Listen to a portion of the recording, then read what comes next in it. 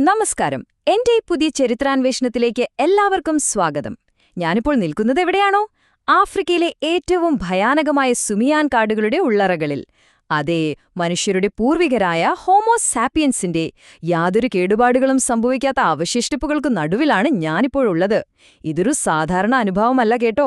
സത്യം പറഞ്ഞാൽ ചുറ്റും പതിയിരിക്കുന്ന അപകടങ്ങളെക്കാൾ എന്നെ അത്ഭുതപ്പെടുത്തുന്നത് ഞങ്ങളിവിടെ കണ്ടെത്തിയ കാര്യങ്ങളാണ്.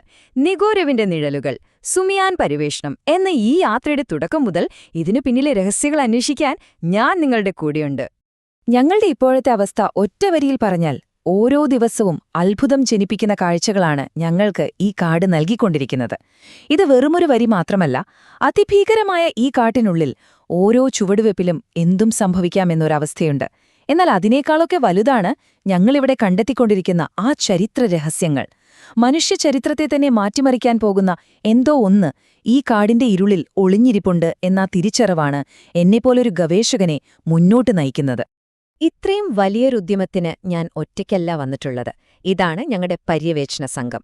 ഞാനാണ് ഇതിലെ പ്രധാന ഗവേഷകൻ. പിന്നെ ഈ യാത്രയ്ക്ക് നേതൃത്വം നൽകുന്ന എമനുവേൽ, അദ്ദേഹത്തിന്റെ വിശ്വസ്തരായ സഹായികൾ റോബിനും ബെനഡിക്റ്റും, കൂടാതെ അമേരിക്കൻ നരവംശ ശാസ്ത്രജ്ഞയായ കാത്രീനയും. ഞങ്ങൾ 5 പേരാണ് ഈ സംഘത്തിന്റെ മെയിൻ. നമ്മൾ ആകെ 20 പേരുണ്ട്. അതിൽ ബാക്കിയുള്ളവരിൽ 5 പേർ ഈ വനാതിർത്തിയിൽ താമസിക്കുന്ന ഗ്രാമവാസികളും മറ്റുള്ളവർ സഹായികളുമാണ്. ഈ ഒരു സംഘമാണ് ഇപ്പോൾ ഈ കൊടുങ്കാടിന്റെ ഹൃദയഭാഗത്തെത്തി നിൽക്കുന്നത്. അപ്പോ ഈ ഭയാനകമായ ആഫ്രിക്കൻ കാടുകളിലെ ഞങ്ങൾ എങ്ങനെ എത്തിപ്പെട്ടു എന്ന് നിങ്ങൾ ചിന്തിക്കുന്നുണ്ടാകും, അല്ലേ? നമുക്കൊന്ന് ഫ്ലാഷ് ബാക്കിലേക്ക് പോകാം. കൃത്യമായി പറഞ്ഞാൽ ശൈത്യകാലത്തെ തണുത്തുറഞ്ഞ ബ്രിട്ടനിലേക്ക്. സമയം വൈകുന്നേരം 3:30. വിമാനം ലാൻഡ് ചെയ്ത് പുറത്തിറങ്ങിയ എന്നെ സ്വീകരിക്കാൻ എമനുവേൽ കാത്തുനിൽപ്പുണ്ടായിരുന്നു. ഒരു 6 വർഷങ്ങൾക്ക് ശേഷമുള്ള ഞങ്ങളുടെ കൂടുകാഴ്ചയായിരുന്നു അത്. ഞങ്ങൾ നഗരത്തിൽ നിന്നും അല്പം മാറി ഒരു ഫാം ഹൗസിലെത്തി. പുറത്ത് നല്ല കോടമഞ്ഞുള്ള ആ അന്തരീക്ഷത്തിൽ നിന്നും രാത്രിയായപ്പോൾ ഞങ്ങൾ അദ്ദേഹത്തിന്റെ വീടിനടിയിലുള്ള ഒരു രഹസ്യ അറയിലേക്കിറങ്ങി. യഥാർത്ഥത്തിൽ അവിടെ നിന്നാണ് ഈ കഥ തുടങ്ങുന്നത്. സാധാരണ വീടുകൾക്ക് താഴെ കാണുന്ന പോലൊരു അറയായിരുന്നില്ല അത്. പണ്ട് യുദ്ധസമയത്ത് ശത്രുക്കളിൽ നിന്നും രക്ഷ നേടാൻ പണികഴിപ്പിച്ച ഒരു വലിയ ബങ്കർ. പക്ഷെ ഇപ്പോൾ എമനുവേൽ അതുപയോഗിക്കുന്നത് ലോകത്തിന്റെ പല ഭാഗങ്ങളിൽ നിന്നായി അദ്ദേഹം ശേഖരിച്ച അമൂല്യമായ പുരാവസ്തുക്കൾ സൂക്ഷിക്കാനാണ്. ആ വലിയ മുറിയിലേക്ക് ഇറങ്ങിച്ചെല്ലുമ്പോൾ തന്നെ വല്ലാത്തൊരു ഫീലായിരുന്നു. ചരിത്രത്തിന്റെ ഗന്ധമായിരുന്നു അവിടെ. എന്റെ മനസ്സിൽ വലിയൊരു ആകാംക്ഷ നിറഞ്ഞു നിന്നു. അപ്പോഴാണ് അദ്ദേഹം എന്നെ ശരിക്കു ഞെട്ടിച്ച ആ കാര്യം ചെയ്യുന്നത്. എമനുവേൽ എന്റെ കൈയിലേക്ക് ഒടഞ്ഞുപോയ ഒരു പഴയ ശിലാഫലകം തന്നിട്ട് ഒന്ന് പരിശോധിക്കാൻ പറഞ്ഞു. ഞാനത് സൂക്ഷ്മമായി നോക്കി. എന്റെ ഗവേഷണ പരിചയം വെച്ച് എനിക്ക് പെട്ടെന്ന് തന്നെ ആ ലിപികൾ വായിച്ചെടുക്കാൻ കഴിഞ്ഞു. മെസപ്പൊട്ടേമിയൻ പര്യവേഷണങ്ങളിൽ നിന്നും ലഭിച്ച ലിപികളോട് അതിന് കൃത്യമായ സാമ്യമുണ്ടായിരുന്നു. എന്റെ മുഖത്തെ ഭാവമാറ്റം കണ്ട് എമനുവേൽ ഗൗരവമായി എന്നെ നോക്കി. അതെ, ഞങ്ങൾ രണ്ടുപേരും അപ്പോൾ ഒരേ കാര്യമാണ് ചിന്തിച്ചത്. നിരന്തരമായ അന്വേഷണങ്ങൾക്കൊടുവിൽ അദ്ദേഹം അത് കണ്ടെത്തിയിരിക്കുന്നു. ഓക്കെ, നമുക്ക് നേരെ വിഷയത്തിലേക്ക് കടക്കാം. ഞാൻ ആ ശിലയിൽ വായിച്ചെടുത്തത് നിഗുരു എന്ന പേരാണ്. എന്താണ് ഈ നിഗുരു? ക്രിസ്തുവിന് 5000 വർഷങ്ങൾക്ക് മുമ്പ് മെസപ്പൊട്ടേമിയയിലെ യൂഫ്രട്ടീസ്, ടൈഗ്രീസ് നദികളുടെ തീരത്ത് നിലനിന്നിരുന്ന അതിശക്തമായ ഒരു നാഗരികത. അവർക്ക് സാധാരണ മനുഷ്യരെക്കാൾ വളരെ വലിയ ശരീരപ്രകൃതി ഉണ്ടായിരുന്നു എന്നാണ് പറയപ്പെടുന്നത്. ഈ നദികളുടെ സമീപത്തുനിന്ന് കിട്ടിയ ശിലാലിഖിതങ്ങളിൽ നിന്നാണ് നമുക്കിവരെക്കുറിച്ചുള്ള അറിവുകൾ ലഭിച്ചത്. ചരിത്രത്തിലെ ഏറ്റവും വലിയ നിഗൂഢതകളിൽ ഒന്നാണ് ഈ നിഗുരു ജനത. എന്തുകൊണ്ടാണ് ഇവർ ചരിത്രത്തിലെ ഇത്ര വലിയൊരു നിഗൂഢതയാകുന്നത്? അവർക്ക് ഭീമാകാരമായ ശരീരമുണ്ടായിരുന്നു എന്ന് മാത്രമല്ല, അന്നത്തെ കാലത്ത് അത്യാധുനിക രീതിയിലുള്ള പലതരം ആയുധങ്ങളും അവരുപയോഗിച്ചിരുന്നു. അവരുടെ കൊട്ടാരങ്ങൾ മുഴുവൻ സ്വർണവും മരതകക്കല്ലുകളും കൊണ്ട് അലങ്കരിച്ചവയായിരുന്നു. പക്ഷെ ഏറ്റവും വലിയ ചോദ്യം ഇതൊന്നുമല്ല. ഇത്രയും പുരോഗതി കൈവരിച്ച ഈ ജനത വളരെ പെട്ടെന്ന് ഭൂമുഖത്തു നിന്നും എങ്ങനെ ഇല്ലാതായി? അവരെങ്ങോട്ട് മറഞ്ഞു? പോരാത്തതിന് അവരുടെ പക്കലുണ്ടായിരുന്ന മരതകക്കല്ലുകൾക്ക് ആഫ്രിക്കയിൽ മാത്രം കാണപ്പെടുന്ന കല്ലുകളുമായി അതിശയകരമായ സാമ്യമുണ്ടായിരുന്നു. ഇതാണ് എന്നെ ശരിക്കും കുഴപ്പിച്ചത്. ഈ ചിന്തയിൽ നിൽക്കുമ്പോഴാണ് എമ്മനുവേൽ പറയുന്നത്, നമ്മൾ പുതിയൊരു യാത്ര തുടങ്ങുവാണെന്ന്. നമ്മുടെ അടുത്ത ലക്ഷ്യം ആഫ്രിക്കയിലെ സുമിയാൻ കാടുകളാണെന്ന് അദ്ദേഹം വ്യക്തമാക്കി.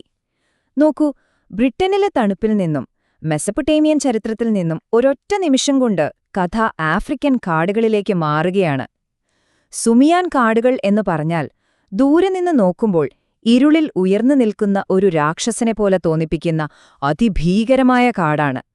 സൂര്യപ്രകാശം പോലും കടക്കാത്ത, ഒട്ടും കടന്നു ചെല്ലാൻ കഴിയാത്ത ഒരു കൊടും കാട്. ഈ കാടിനെപ്പറ്റി വളരെ ഭയപ്പെടുത്തുന്ന ഒരു നാടോടി കഥയുണ്ട്. ഭിംമാക് എന്നറിയപ്പെടുന്ന ഒരു ജനതയെക്കുറിച്ച്. ഭിംമാക് എന്നാൽ വലിയ മനുഷ്യരെന്നാണ് അർത്ഥം. ക്രിസ്തുവിന് 2000 വർഷങ്ങൾക്ക് മുൻപ് ഈ സുമിയാൻ കാടുകളിൽ അസാധാരണ കഴിവുള്ള സാധാരണ മനുഷ്യരെക്കാൾ വലിയ ഒരു ജനത ജീവിച്ചിരുന്നുവെന്ന് അവിടുത്തെ ആദിവാസികൾ വിശ്വസിക്കുന്നു. തലമുറകളായി അവർ കൈമാറിവരുന്ന വിശ്വാസമനുസരിച്ച് ഇവർ മനുഷ്യരെ വേട്ടയാടി ഭക്ഷിക്കുന്ന നരഭോജികളായിരുന്നു. അതുമാത്രല്ല കേട്ടോ, തീ തുപ്പുന്ന ആയുധങ്ങളും അവരുടെ പക്കലുണ്ടായിരുന്നു എന്നാണ് പറയപ്പെടുന്നത്. ഇനി ഈ സ്ലൈഡിലെ ഏറ്റവും ഇൻട്രസ്റ്റിംഗ് ആയ കാര്യമെന്താണെന്ന് നോക്കാം. ഈ 2 വ്യത്യസ്ത ജനവിഭാഗങ്ങൾ തമ്മിലുള്ള അവിശ്വസനീയമായ അസാമ്യം ഒന്ന് നോക്കൂ. 5000 BC-യിൽ മെസൊപ്പൊട്ടേമിയയിൽ ജീവിച്ചിരുന്ന നിഗൂരു ഭീമന്മാരും അവരുടെ അത്യാധുനിക ആയുധങ്ങളും ആ അജ്ഞാതമായ മരതക കല്ലുകളും, മറുവശത്ത് 2500 BC-യിൽ ആഫ്രിക്കൻ കാടുകളിൽ ജീവിച്ചിരുന്നതായി പറയപ്പെടുന്ന ഭിംമാക് ഭീമന്മാരും പച്ചക്കല്ലുകൾ പതിപ്പിച്ച അവരുടെ ആയുധങ്ങളും. 2 വ്യത്യസ്ത കാലഘട്ടങ്ങൾ, തികച്ചും വ്യത്യസ്തമായ 2 ഭൂഖണ്ഡങ്ങൾ, പക്ഷെ വിവരണങ്ങൾ ഏതാണ്ട് ഒന്നാണ്.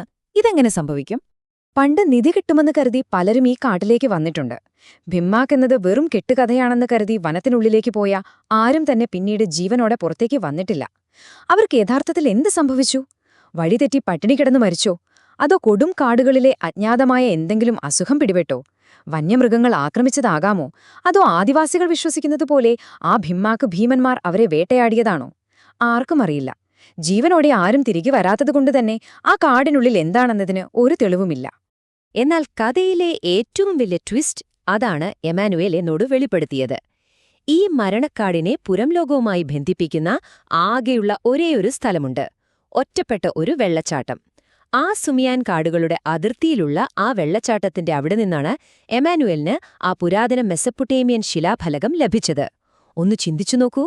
മെസപ്പൊട്ടേമിയൻ ലിപികളുള്ള ഒരു കല്ല് അങ്ങ് ആഫ്രിക്കയിലെ ഈ കൊടുങ്കാടിന്റെ പ്രവേശന കവാടത്തിൽ എങ്ങനെയെത്തി? എല്ലാം കൂടി ഒരു ബിന്ദുവിൽ കൂടിച്ചേരുകയാണ് സുഹൃത്തുക്കളെ. അപ്പോൾ എമനുവേലിന്റെ ആ ചിരിയുടെ അർത്ഥം എനിക്ക് പൂർണ്ണമായും മനസ്സിലായി. ഇനി നമ്മൾ ചോദിക്കേണ്ട ഏറ്റവും വലിയ ചോദ്യം ഇതാണ്: ആഫ്രിക്കൻ കാടുകളിലെ ഈ ഭിംമാക് മനുഷ്യരും മെസൊപ്പൊട്ടേമിയയിലെ നിഗൂരു ജനതയും തമ്മിൽ യഥാർത്ഥത്തിൽ എന്തെങ്കിലും ബന്ധമുണ്ടോ? ആയിരക്കണക്കിന് കിലോമീറ്ററുകളും വർഷങ്ങളും അകലെയുള്ള ഇവർ ഒരേ ജനതയാണോ? ഈ ഉത്തരം തേടിയാണ് ഞങ്ങളുടെ സംഘം ഇപ്പോൾ ഈ ഇരുണ്ട വനത്തിലേക്ക് കടന്നിരിക്കുന്നത്. അവിടെ ഞങ്ങൾ കണ്ടെത്തിയ ആ മനുഷ്യ പൂർവികരുടെ അവശിഷ്ടങ്ങൾ ഇതിലേക്കാണോ വിരൽ ചൂണ്ടുന്നത്? നിഗൂരുവിന്റെ നിഴലുകൾ എവിടം വരെ നീഴുന്നു എന്ന് കണ്ടെത്താൻ നമുക്ക് കാത്തിരുന്ന് കാണാം. എന്റെ ഈ ചരിത്രാന്വേഷണ വിശദീകരണം നിങ്ങൾക്കൊരു പുതിയ ഉൾക്കാഴ്ച നൽകിയെന്ന് വിശ്വസിക്കുന്നു. വീണ്ടും കാണാം.